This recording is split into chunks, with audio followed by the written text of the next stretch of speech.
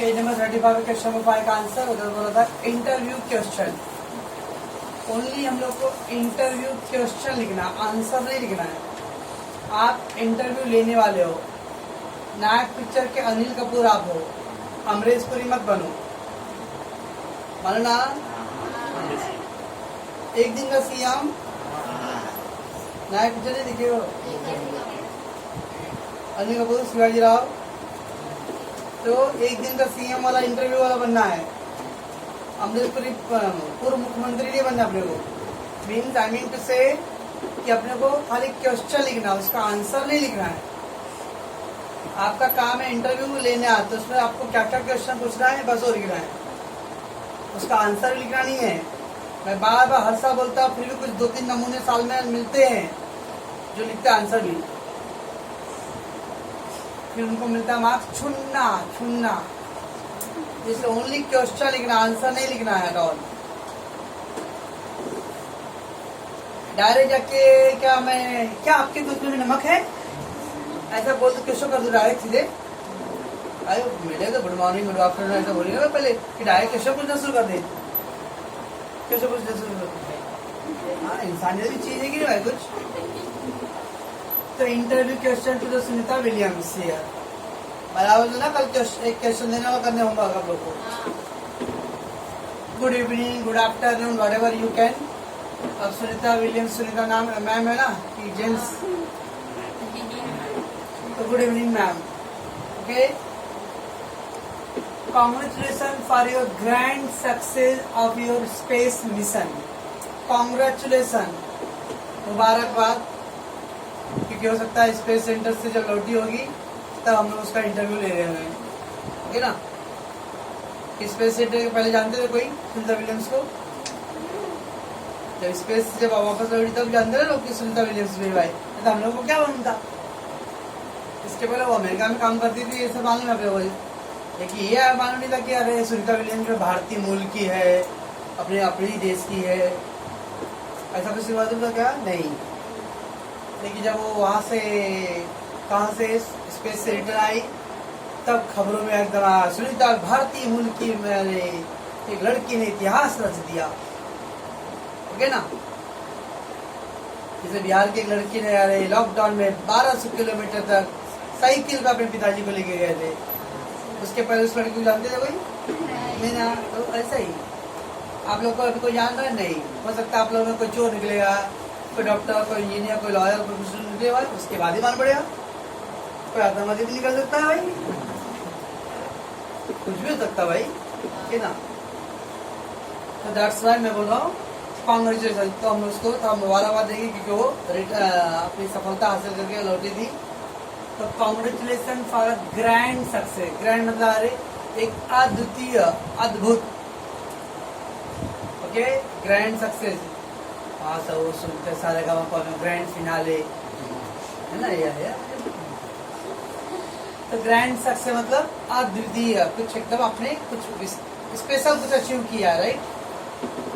Of your space mission. Space mission मतलब अंतरिक्ष mission यानी अभियान। Very nice. यस, आपके स्पेस अभियान में आपने एक बहुत बड़ी सफलता हासिल किया है। Okay, can I ask you some question? तो क्या मैं आपसे कुछ क्वेश्चन पूछ सकता हूँ? इससे पहले परमिशन लेना पड़ा भाई कि डायरेक्ट क्वेश्चन पूछने शुरू कर दूँ मैं? बड़े लोग आए अभी एक बार सफलता हासिल में, बड़े लोग हो गए तो लोग अपॉइंटमेंट देगी तब ना भाई, है कि नहीं। तो पहले good evening, good afternoon, just give a gesture, posture. Gesture बता रहे आप मीन्स थोड़ा हाई बाई करना। उसके बाद कुछ आपने उनको मतलब मुबारक भी बोला है, इसलिए स्पेस मिशन की सफलता के लिए। ओके, और आप उससे पूछ रहे कि क्या आपसे मैं कुछ पूछूं क्या? ओके, सन्मान में क्या बोल रहा हूँ? Okay, can you tell me about your childhood experience? ज्यादा तो ध्यान रखना है कि कोई भी इंटरव्यू आया, ये कॉमन है, कोई भी इंटरव्यू आएगा तो उसका बचपन तो रहेगा ना, किराए को 20 का जन्मा है। हर किसी का अपना बचपन रहेगा। ओके, तो can you tell me about your childhood experience? Childhood मतलब उसके बचपन की यादें, बचपन के बारे में क्या आप कुछ बता सकते हो हम लोगों को? Okay, then what were. नाम याद रखना, ज्यादा तो उनकी जब आप हिस्ट्री को पूछ रहे हो, उनके इतिहास के बारे में पूछ रहे हो तो पास्ट टेंस पूछ रहे हो। तो पास्ट टेंस जब पूछ रहे हो तो आपको हेल्पिंग वर्ब भी पास्ट वाला यूज करना है। ओके, तो did, could, were, was, had, ऐसे हेल्पिंग वर्ब के यूज करने हैं। जब भी किसी के बारे में उसके पीछे के इतिहास को पूछना है तो हमें टेंस कैसे बनाना पड़ेगा? पास्ट फॉर्म में। Okay, remember. What were the difficulties you had been faced? तो कौन कौन से ऐसी डिफिकल्टी का जो तुमने सामना किया है? और दुनिया में ज्यादातर लोग हैं जो भी सफलता हासिल किए हैं, वो कोई ना कोई तो उनके अपनी जिंदगी में बहुत सारी तकलीफें झेल के ही आए हैं। जिन्होंने एकदम गद्देदार जिंदगी जिया रहेगा ना, गद्देदार जिंदगी मतलब एकदम सोफा सेट पर आरामदायक जिंदगी, वो कभी कुछ नहीं हासिल कर सकते हैं। ओके, और जो मुसीबतों को लांघते हुए पार करते निकल गए रहेंगे वो कुछ हासिल करेंगे।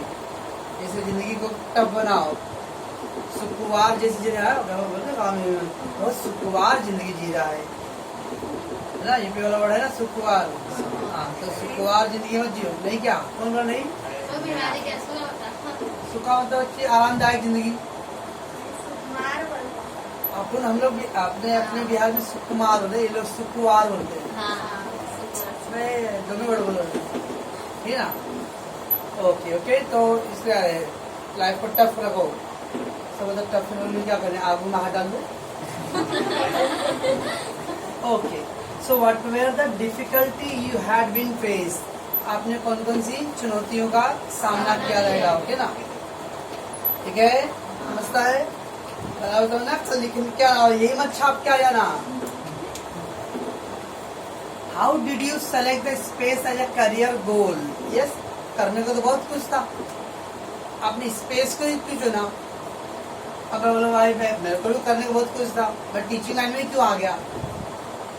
ओके ना, तो हर किसी का अपना अपना लक्ष्य होता है, उस फील्ड में जाकर पसंद भी हो सकता है, इंटरेस्ट। ओके, तो आप उससे पूछ रहे हो, किससे? सुनीता विलियम्स से। How did you select the space as a career goal? Goal मतलब लक्ष्य, गोल यानी लक्ष्य, करियर यानी आपका भविष्य। तो आपने अपने भविष्य के लिए स्पेस को ही क्यों चुना? कोई और काम भी तो कर सकते थे आप। Okay, that question you are asking to the Sunita Williams. Who had inspired you about your goal? Inspired, motivate करना, हौसला बढ़ाना, प्रेरित करना। ओके ना, जिंदगी में यार बोलते हैं हर सफलता के पीछे किसी न किसी लेडीज का हाथ होता है। ऐसे बात अलग है कि आजकल हर बर्बादी के पीछे लेडीज का हाथ है। ठीक है ना, तो इंस्पायर, तो आपको कौन प्रेरित किया कि आप जो स्पेस का गोल जो था उसको ही अपना करियर चुनो और आगे बढ़ो? What was role of your parents? Yes, आपके जीवन में आपके पेरेंट्स का क्या महत्व है और क्या रोल उन्होंने निभाया, भूमिका निभाना? ऑफकोर्स आपने मेरे लिए क्या किया, खाना पीना तो सब लोग देते हैं, ये डायलॉग है हमारा अपने पेरेंट्स के लिए। ओके ना, कम से कम इतने नमक हराम मत करो कि खाना बना दिया तो बुढ़ापे में हम भी उनको खाना तो दे, तुमने इतना तो करो। तो what was the role of your parents? बहुत सारे पेरेंट्स होते हैं, सबके अलग अलग कुछ प्रॉब्लम भी है। ओके ना, ये बट कुछ पेरेंट्स ऐसे हैं जो प्रॉब्लम होके भी वो चाहते हैं कि बच्चों को हमने जो जिंदगी जिया वो लोग ना जियो सा। ओके ना, were you face any social pressure? या सामाजिक यही तो सबसे बड़ा टेंशन है, लोग क्या बोलेंगे, ये लोग क्या बोलेंगे, लोग क्या बोलेंगे, वो सुनते सुनते ना हम अपनी जिंदगी को छोड़ देते और चोर लोग बोलते ही रहते। इसलिए लोग क्या बोलेंगे छोड़ दो, अच्छा करने के बाद वो लोग सब बोलना बंद कर देंगे। तो were you face any social pressure, क्योंकि एक लड़की थी और सुनीता विलियम्स है, तो नॉर्मल इसका जन्म 57 के अराउंड हुआ है, 57-60 के अराउंड हुआ रहेगा।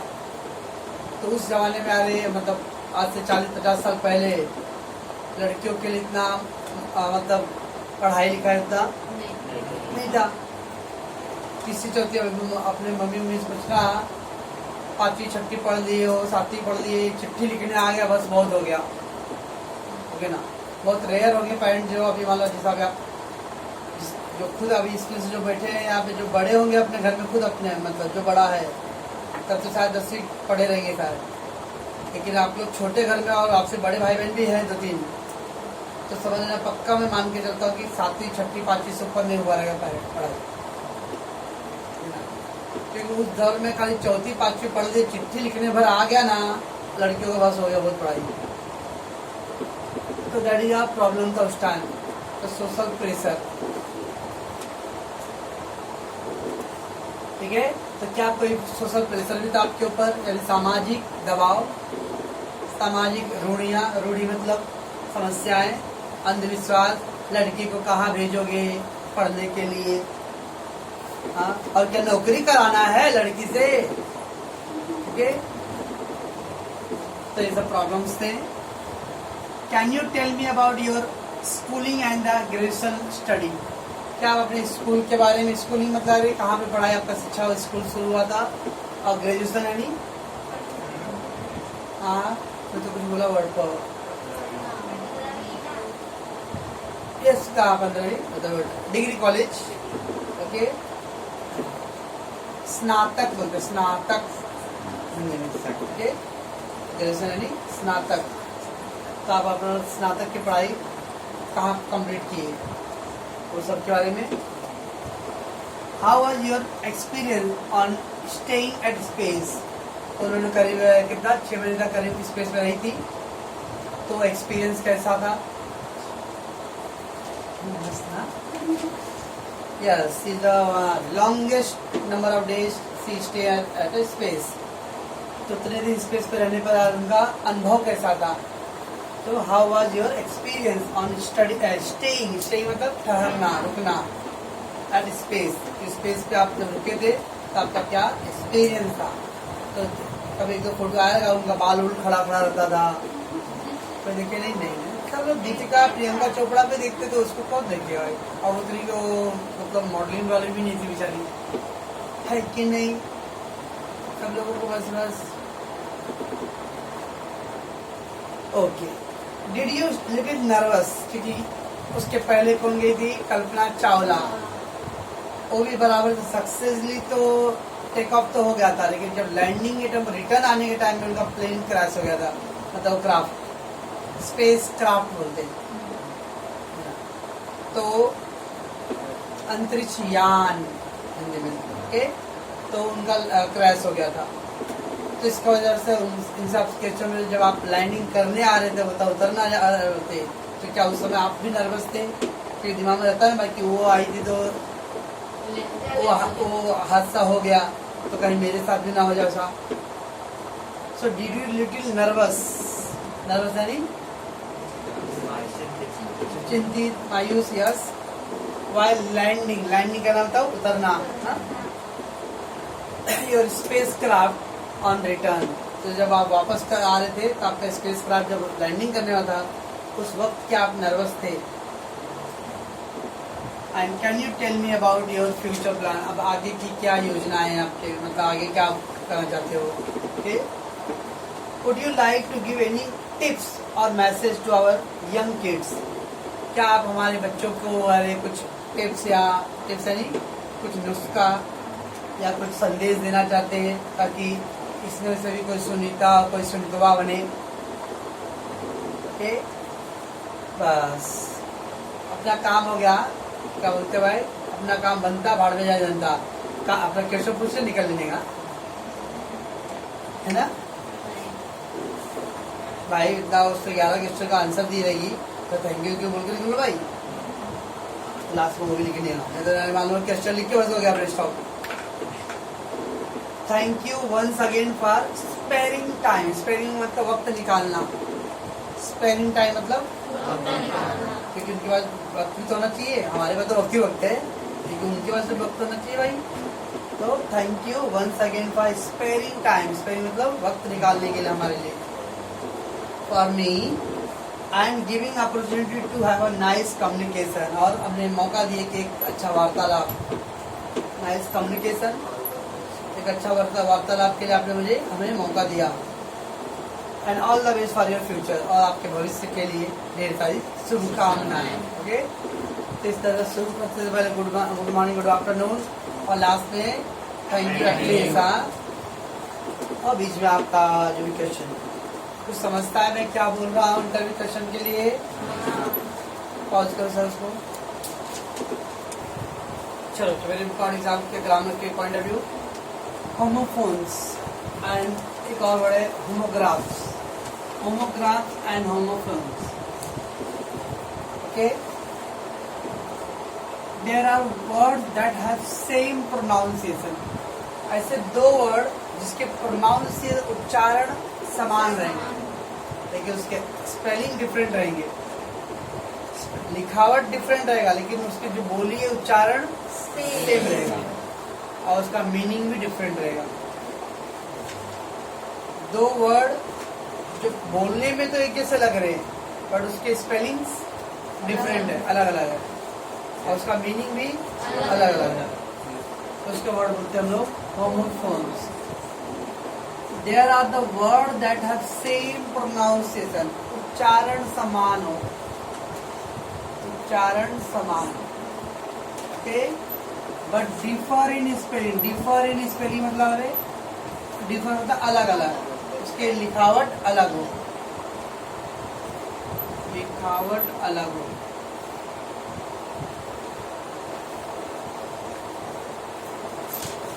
ओके, तो प्रोनाउंसिएशन समान हो, बोलने में एक जैसा लगे लेकिन उसके स्पेलिंग डिफरेंट हो, उसे बोलते हैं होमोफोन्स।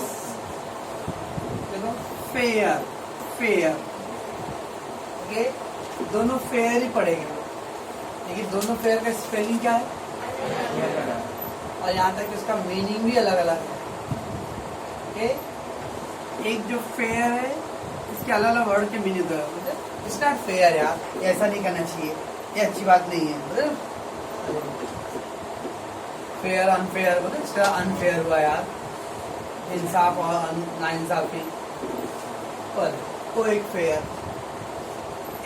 का मतलब होता है भाड़ा, किराया, FARE, किराया, बस भाड़ा, रिक्शा भाड़ा, फेयर, तो फेयर यानी किराया, भाड़ा, घर का भाड़ा नहीं, यहाँ ट्रांसपोर्ट, गाड़ी मोटर का, FARE, फेयर यानी न्याय, क्या होता है भाई, अनफेयर न्याय बोलो न्याय, हाँ क्या बोलते सर, और ये फेयर यानी भाड़ा, किराया, किराया मालूम है, सुनो किराया वर्ड, मकान किराया नहीं लेकिन गाड़ी ट्रांसपोर्ट का। वैसे नो, नो, ये नो आया, कोई बिहारी कनऊ, कनऊ, कनऊ, ओके ना, दिस नॉट कनऊ, नो, ये साइलेंट है, और ये भी नो है, पर ये नो का मतलब जानना, आई नो दैट, और ये मतलब नहीं ना, स्पेलिंग भी अलग हो रहा है और मतलब भी अलग है, लेकिन खाली इसका प्रोनाउंसिएशन वर्ड का स्पेलिंग डिफरेंट हो, खाली प्रोनाउंसिएशन सेम हो। वैसे तो अभी हियर, अबे हियर एंड देयर मतलब हियर एंड देयर, यहाँ वहाँ, ते यहाँ, यहाँ, और ये हियर मतलब सुनना, कान नहीं, चल सुनना, कान ऐसे दिखा दो, कान, तो सुनना, ठीक है। तो देखो अरे दोनों का प्रोनाउंसिएशन सेम है, here hear, no know, fair fare, pronunciation same लेकिन दोनों का स्पेलिंग अलग है, तो इसको क्या बोलते हैं हम लोग, होमोफोन्स। कोई भी वर्ड जिसके प्रोनाउंसिएशन सेम होना चाहिए। शीतल जी समझता कुछ, शीतल जी समझता कुछ नहीं बोल रही है, पक्का, तो प्रोनाउंसिएशन सेम होना चाहिए, उच्चारण, ठीक ना, उच्चारण सेम हो लेकिन उसका स्पेलिंग डिफरेंट रहेगा, उसको वर्ड बोलते हैं होमोफोन्स। तो कोई पूछेगा what is homophones? A word having same pronunciation but different spelling. कुछ नहीं आता ऐसा word, same pronunciation but differ in spelling. Pronunciation समान हो लेकिन स्पेलिंग डिफरेंट हो, उसको वर्ड बोलते हैं हम लोग होमोफोन्स। समझता सर जी? अजय जी समझता कुछ? रौसी जी आपको समझता है पक्का? उधर पे प्रतिमा जी, मेरे बिहारी लोग उधर पे ऐसे समझती है स्वर। बाकी यहाँ पे आपको समझता सर जी? हाँ बोलो सर, क्या बोल रहे थे? नहीं सुना। राइमिंग वर्ड कैसा नहीं बोल सकते ना हम लोग उसको। राइमिंग वर्ड जैसा एकदम कैसे बोल सकते? राइमिंग में तो वो उस लाइन में आना चाहिए, से फेम, हेम या नेम। अब ये था फेम एंड नेम, वो बोलना है जब ना है फेम, वो उस लय में बोलते, लय तुकबंदी। हिंदी में रहेगा दोहा चौपाई, उसमें तुकबंदी और अंत में लो तुकबंदी। रहीमन धागा प्रेम का मत चटकाय, बुरे घाट पर जाय, काय जाय, ऐसा वैसा प्रोनाउंसिएशन। ओके, ये वो है। तो आप जो राइमिंग वर्ड बोल रहे हो उसमें फेम एंड नेम, इसमें फेम और नेम नहीं, दोनों फेयर एक ही वर्ड जैसा स्पेलिंग है, तो मतलब प्रोनाउंसिएशन है। ठीक है सौरभ जी, चलिए आगे। ऐसे देखो सेंटर, और एक होता है सेंटर, ये दो है सेंटर। अब दोनों में क्या, एक आर ई और एक ई आर है, ठीक है ना, ये दोनों। अब दोनों का पढ़ेंगे लेकिन स्पेलिंग अलग अलग है। एक्चुअली आपको बता दें इसका मीनिंग भी सेम है। C C H S double E और एच एस बची सी सी। मैं वो समझ तो ये जो दोनों सेंटर मीनिंग सेम है, लेकिन एक ब्रिटिश इंग्लिश है और एक अमेरिकन इंग्लिश है। इंग्लिश में तो होता है या आगे धीरे धीरे पढ़ोगे तो बहुत सारी स्पेलिंग है जो अमेरिका में अलग अलग लिखते हैं और ब्रिटिश इंग्लिश में अलग होता है। ये सेंटर है जो अमेरिकन इंग्लिश है, और ये सेंटर ट्रेडिशनली हम लोग ब्रिटिश को फॉलो करते हैं, ब्रिटिश इंग्लिश है। दोनों का मतलब सेंटर यानी मध्य में, केंद्र, दोनों मतलब। अब ये भाई साहब बोले सी और सी, यस वेरी गुड। एक और सी है, सी सी सी, तीनों को पढ़ेंगे एक जैसा, लेकिन तीनों का स्पेलिंग अलग है ना। अब ये सी लड़कियन में, ओके ना, ए सी और ए सी करते हम लोग। तीनों का मीनिंग अलग है, तीनों का स्पेलिंग अलग है, ओके। बट लेकिन तीनों को पढ़ने में मतलब उसका जो उच्चारण सेम है, बराबर। ये हो गया आपका क्या, homophones, okay. Let's come to now, sometimes the word have a same spelling and pronunciation. अब क्या, वर्ड का स्पेलिंग और प्रोनाउंसिएशन सेम है, स्पेलिंग भी सेम है, प्रोनाउंसिएशन सेम है, okay, but can have a different meaning in the different situation. एक ही वर्ड है लेकिन उसका अलग अलग टाइम पे अलग अलग मीनिंग है। आप लोग को 9th में रहेगा श्लेष अलंकार, कनक कनकते। तो एक कनक का मतलब था धतुरा और एक कनक है सोना। तो धतुरा खा के भी पागल होते लोग, और सोना बहुत सारा पागल तो देख के पागल होते है ना। तो दो, एक ही वर्ड कनक था लेकिन कनक का दो मीनिंग था। याद आ रहा है क्या हिंदी का? मैं इसको पढ़ा के जमाना हो गया, लेकिन आप लोग याद आ रहा है ना। तो sometimes the word have a same spelling and pronunciation but can have a different meaning in different situation. W खोल दो और F पे चालू कर दो, आराम से तोड़ो भाई, ओके। स्पेलिंग भी सेम है, प्रोनाउंसिएशन सेम है, लेकिन अलग मीनिंग होता है इन डिफरेंट सिचुएशन, मतलब अलग अलग परिस्थिति में। एक ही वर्ड है लेकिन उसके अलग अलग परिस्थितियों में उसका मीनिंग बदल जाएगा। उसको वर्ड बोलते हैं होमोग्राफ। क्या बोलते हैं उसको? देखो वॉच और वॉच दोनों स्पेलिंग तो एकदम सेम ही है। ऐसा बोल सकते हैं एक ही वर्ड है लेकिन वही वर्ड का अलग अलग परिस्थिति में मतलब अलग है। बस एक ही वर्ड के अनेक मीनिंग हो। ओके, अब ये वॉच एक बात होता है देखना, watching TV. Okay, wait and watch, कब कहाँ कैसे करता हूँ। ओके, ऑब्जर्व, ऑब्जर्व होता देखना, और एक वॉच घड़ी। ठीक है ना? चलो, दोनों का स्पेलिंग सेम है, प्रोनाउंसिएशन सेम है, लेकिन दो अलग अलग वक्त में उसका मीनिंग डिफरेंट रहेगा। तो watching, I am watching television, I am घड़ी टेलीविजन। तो आप इसका मतलब घड़ी है क्या? आई एम वॉचिंग टेलीविजन मतलब राइट, देख रहा हूँ, तो देखना मीनिंग है। आई एम वेयरिंग वॉच, मैं घड़ी पहना हूँ, ताकि वो घड़ी हो मशीन। ओके, बराबर ना? अब फेयर, इससे दोनों सेम मीनिंग है, सेम स्पेलिंग सारी। अब फेयर बोलते it's not fair, it's fair, तो not very good, not very bad, न्याय अन्याय, जस्टिस अनजस्टिस।